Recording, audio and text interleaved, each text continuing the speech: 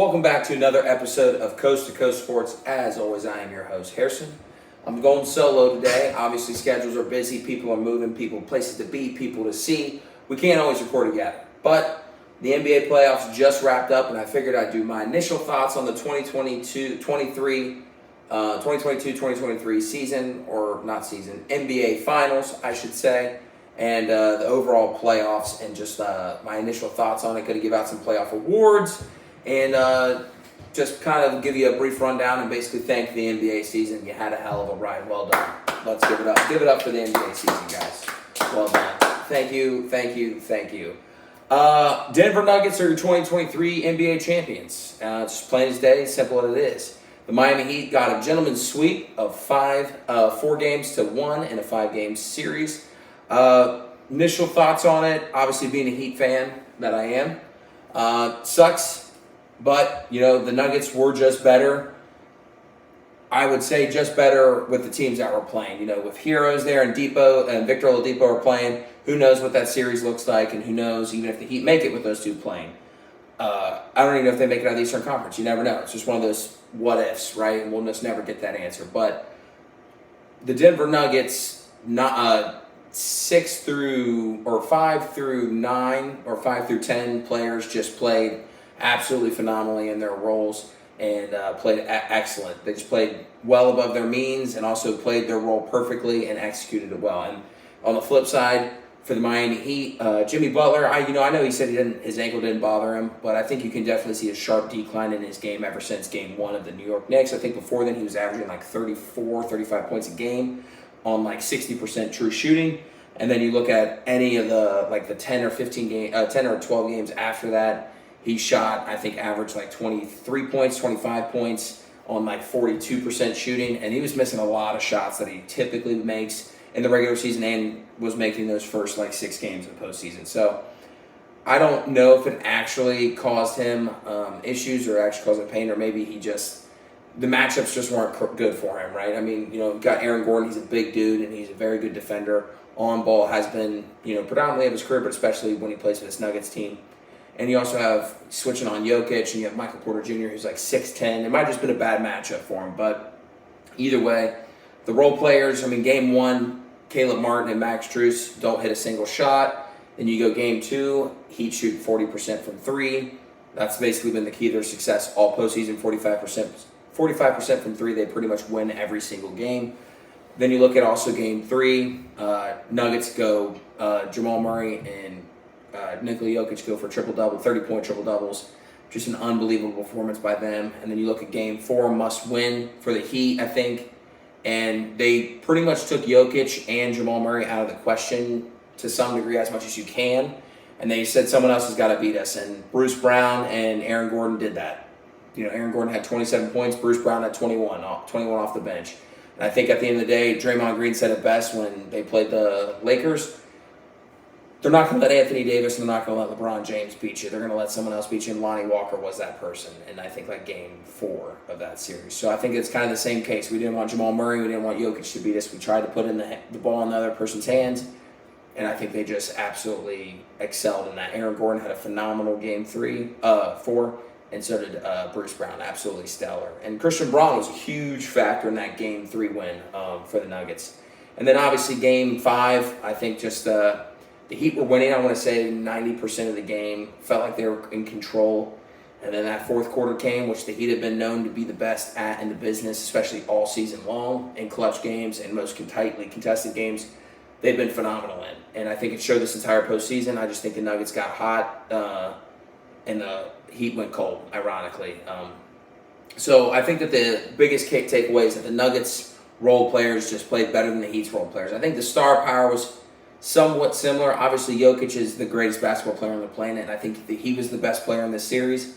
I think you could probably argue Bam was the second best player. He had 23, I think he averaged 23 or 24 points, 10 or 11 rebounds, and 4 assists the entire series. And I think that's phenomenal, especially when you have the duties of guarding Aaron Gordon, Jamal Murray, and Nikola Jokic all on switching defense, playing high, not dropping, and just trying to be the workhorse that he is. And then I would say it probably goes Jamal Murray, Jimmy Butler, and then the next 4 spots are probably Nuggets players. And I think that kind of was just what the story of the NBA Finals was. But congratulations to the Denver Nuggets. Well earned, well deserved. You guys are basically going to probably be right back at it, assuming all your role players return and you guys can figure out you got the best player in the world on your team. And Jamal Murray is an absolute superstar. I don't care what anyone says. He's a hell of a player and continues to be one of the best guards, shooting guards in the league. But I'm going to give out some awards for the playoffs. So all these awards are going to go to teams that made the Final Four, if you want to call it that. So it can only be Celtics, Lakers, Nuggets, and Heat players. I think it'd be weird to give, best defensive player to, let's just say, Giannis, and he loses in the first round. He only played 5 games. It's kind of hard to take that away for someone that made it to the finals or even made it to the Final Four, and to kind of take that away. So let's go MVP. I'm pretty sure everybody's kind of got an idea of it. It's got to be Jokic. That dude was absolutely phenomenal. Was averaging a triple-double all postseason up until I think the NBA Finals, and even like 2 games in the NBA Finals, he was still averaging a triple-double through the entire postseason. He was the best player on the best team and showed it the entire postseason. He was absolutely phenomenal from start to finish. Kept his team afloat when they needed it, made big shots and timely shots when they needed it, and also distributed the ball, made his team around him better, and made his players better. And that's, to me, what the best type of players are in the NBA. I'm going to go number 2. I'm going to go Jimmy Butler for that runner-up on the MVP award. I mean, his production this entire postseason, playoff Jimmy is a real thing. Went a little bit south in the finals. As I mentioned before, just didn't look himself, didn't show up as well. But he balled out the Bucks series, was phenomenal against the Knicks, was great when he needed to be against the Celtics, and also just held his own phenomenally as well, and basically got the Heat out of the play-in tournament. I mean, what a hell of a run for that, just in general. From the play-in tournament to the NBA Finals, Jimmy Butler is going to be your second MVP. And then number 3 on the list, I think it's hard not to pick LeBron James, honestly. The entire postseason playing on one foot, playing excellent offensively, and just kind of all around, picking and choosing his spots. Obviously, he wasn't his typical dominant self, but I think his foot injury kind of shows that. But in an elimination game, you have a 40-point triple-double or damn near triple-double. You got through the first round against Memphis, who's a very good team. Then you get through the second round of the defending champs and the Warriors, who just came off of a 7-game thriller series against the Kings. And also then you go and play the team that ended up winning the NBA Finals, the Nuggets getting swept, which obviously puts a stain on. But I'm going to go LeBron. He played more consistently than I think anybody else that would potentially be in that conversation. You could argue Jason Tatum, maybe even Jamal Murray in that case, but I think I'm going to go with LeBron James as my 3rd MVP of the postseason there. But either way, all phenomenal players deserve to be in that nod, but I'm going to definitely go honorable mention Jason Tatum and Jamal Murray on that account. Going to the defense, best defensive player. I'm going to go number 1. I think I'm kind of a 1A, 1B here. I'm going to go Bam Adebayo as the MVP for defense, only for the only case you could really talk me into either situation here, only because that he had to go, if you look at the round, guarding Giannis, to Brook Lopez, to Chris Middleton, just because he's such a versatile defender, he has to switch constantly because the Heat run a typically pretty small ball, so they have to switch all the time. Then you go to round 2 where he's guarding Jalen Brunson, Josh Hart, Julius Randle, Mitchell Robinson as well. Just the versatility there. Then you go to the Eastern Conference Final between Jason Tatum, Jaylen Brown, Al Horford, Rob Williams, and Marcus Smart. I mean, he guards 1 through 5, and then the NBA Finals having the task of dealing with Nikola Jokic, Aaron Gordon, and Jamal Murray, I think was just a super tough task, and I don't think anybody else that made any of the Final 4 teams that made it was doing what he was on the defensive end, getting rebounds, trying to be productive on the offensive end and just being the workhorse that he is. So he got my MVP for defense, defensive player of the postseason. And then my 1B is Anthony Davis. He led the entire postseason in block shots, phenomenal rim protector, especially in drop coverage. Can spread the floor out as well. And he can switch probably 3 through 5, maybe 2, depending on who the 2 is. But, I think the versatility is what give Bam the nod here. And then number 3, I'm going to go Derek White. Led the entire NBA in the regular season in block shots by a guard. Was phenomenal switching. Came up in huge defensive stops against the Heat, especially when it mattered most in some of those games where it came out. He obviously had the biggest shot in Game 6 that ended up winning that game for him. But he was phenomenal on James Harden, Tyrese Maxey, and then even in the first round against the Hawks. Was great on Trae Young. Was great on DeJounte Murray. I mean, he was just a phenomenal player. Especially you got that coming off the bench and ended up actually starting towards the end of the playoffs. But he was phenomenal, so he gets the third nod. Honorable mentions, I think, rightfully so, go to Jimmy Butler. And I think Nikola Jokic. I mean, Jokic gets a lot of flack for his lack of defense, but he's a phenomenal defender, and he's very, very underappreciated. I don't care what anyone says. Going to the best role player, basically the best six man.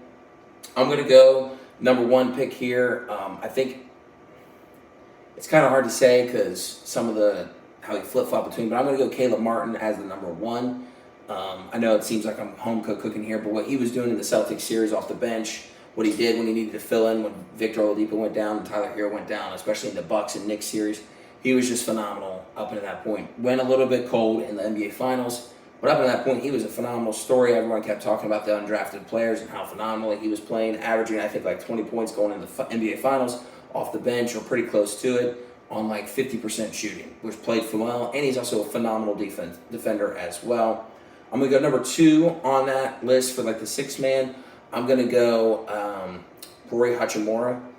I think he was one of arguably the best players on the Lakers team when it mattered most, but him coming off the bench and playing the volume of minutes that he was playing was just insane. And he was a constant spark and offensive threat for the Lakers when it mattered most for them. And he honestly bailed them out quite a few times. But, going to the Final Four and getting swept, I think kind of hurts that nod a little bit, and I think that's why I'm giving it to Caleb overall. And then number three, I'm going to go back to him, Derek White. I mean, dude was stellar off the bench. He was arguably the Celtics' most consistent scorer in the Heat series, but he was almost automatic from three, contested, not contested, pull up, off the dribble. He was phenomenal. So I'm going to give that number three spot to Derek White, and then I'm going to go a little bit of an honorable mention here. Bruce Brown was great, especially in the NBA Finals for the Nuggets. And then I'm also going to go for the Nuggets as well. I'm going to go with Christian Braun. He was great too as well. Was gritty defender, made big plays when he needed it, and also he was just a spark plug off the bench. Dude was great. He basically won the Nuggets arguably Game 3 of the NBA Finals. So anytime you're inserted when you need it and you play well, it's hard not to be picked as one of the runner-ups therefore. But he was great. Best thing about him. But the last award I think I'm going to give out is, I don't know how to really classify it other than like the it factor award. I would say like Steph Curry dropping 50 points in Game 7 when facing elimination. Same thing with Jason Tatum against the Sixers. That kind of like it factor, or what team basically had the special spark, or what team had this person or player that got them over the hill there. And I'm going to go, once again, I'm going to go Eric Spoelstra. I know picking quite a few Miami guys here, you might think that's biased, but I don't know if you take any of the Final Four coaches that made it. Darvin Ham, I don't think is taking the play-in team. Mike Malone, same thing, and then even Joe Mazzulla. I don't think either of those coaches can take a team what the Heat were doing the last half of, pretty much all the season, underplaying what they should have been playing, injuries, depth changes, defensive schemes. There's the type of putting your players in constant successful positions to win and succeed. I just don't think anybody did it better than Eric Spoelstra this entire postseason, and that's why he's getting that it factor award. I don't think if you put any coach in the circumstances of losing your second best scorer, third best scorer arguably, then you're losing one of your best on-ball defenders, and then you're really relying on your defense, the depthness of your bench that hasn't got a ton of minutes either in the postseason in their entire career or wasn't getting a ton of play throughout the season consistently. Then you're asking those guys to be 10 to 15 point scorers per game, getting the job done on defense and putting the ball in people's hands. I just don't think anybody did it better than Eric, and I think that he deserves that it factor award. And I think the co-runner-up for that, I think, is Jokic as well. You're the two-time MVP, not on accident, right? That shit happens on purpose. Mike Malone did a great job of utilizing it. That Jamal Murray, Jokic handoff, dribble, like dual action handoff there, or just screen and roll, is kind of what's getting that second option for the it factor, right? I just don't think it was, personally, I think it was like unguardable. I think you would need definitely major size with quickness mixed into that just to switch and keep them in front. The Heat struggled with it the entire NBA Finals, and everybody up to that point was struggling with it. I mean, the Suns only got them to Game 6, truly because Devin Booker and Kevin Durant couldn't miss for 4 games, or 3 games. It was just absurd. So that dual, little handoff, that action that those two had, I think it's the second nod in that. And then I think that the third nod probably goes to the LeBron James pretty much willingness not to lose, or when it matters most. I think he delivered clutch buckets against the Grizzlies, great playmaking and right decision making against the Warriors. I think is really truly what showed, and even the right decision making in the playing game when they played the Timberwolves. I think just goes to show obviously his greatness. He's one of the greatest players of all time. I personally think he's the GOAT. But that goes to them. That goes to his credibility and what he has. Taking a team that started 2-10 to the Western Conference Finals and ended up losing to the NBA champions, and even making those 4-game series hell for the Nuggets. I mean, they won in 4, but I think 2 or 3 of those games came down the last 4 or 5 minutes of the game. And I think that's kind of what you're asking for. And Nuggets ended up being too deep and too good for him. But he gets that last nod for him. But the NBA postseason was a hell of a run. And congratulations to the Nuggets again. It is officially baseball season, so the next couple times we'll talk. Hopefully John will be back with me. We'll be talking a lot of baseball, especially talking about some trades in the NBA, because NBA draft is coming up as well, with some trades that are going to be happening in the association, because pretty much it's free agency and it's free reign for everybody. But that pretty much does it for the NBA season. Thanks so much for everything. You wrote a hell of a script. 1 versus 8 in the NBA Finals. What the hell else can you ask for, right? The underdog versus the overall favorites in the West. It was a beautiful season, and I couldn't have loved it any more, other than maybe the Heat winning the NBA Finals. But nevertheless, we can't have that. But thank you guys so much for watching and hanging out with me today. Hopefully, we see you next time. Peace.